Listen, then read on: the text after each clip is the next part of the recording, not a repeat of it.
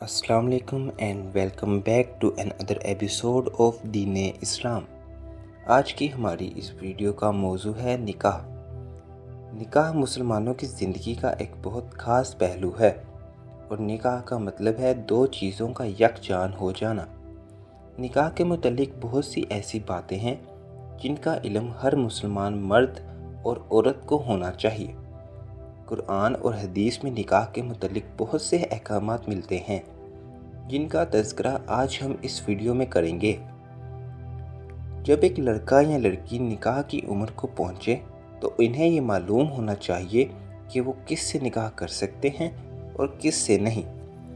कुरान की एक आयत जिसमें निकाह के लिए हलाल औरतों का जिक्र है, इसका तर्जुमा है, ए नबी, हमने तेरे लिए तेरी वो बीवियां हलाल कर दी जिन्हें तू इनके महर दे चुका, और वो लौंडियां भी जो अल्लाह ने गनीमत में तुझे दी, और तेरे चचा की बेटियां और फूफियों की बेटियां और तेरे मामुओं की बेटियां और तेरी खालाओं की बेटियां भी जिन्होंने तेरे साथ हिजरत की।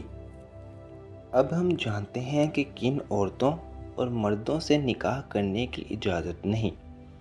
कुरान का हुक्म है, और शिर्क करने वाली औरतों से जब तक वो ईमान न ले आए तुम निकाह ना करो।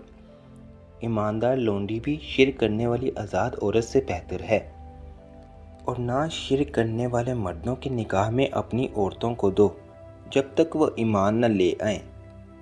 एक और जगह अल्लाह ने इरशाद फरमाया, और इन औरतों से निकाह ना करो जिनसे तुम्हारे बापों ने निकाह किया।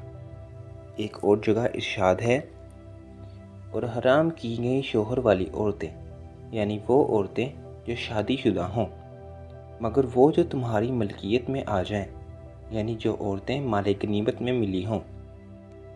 हदीस मुबारक में है कि आप सल्लल्लाहु अलैहि वसल्लम ने किसी ऐसी औरत से निकाह करने से मना किया जिसकी फूफी या खाला इसके निकाह में हो।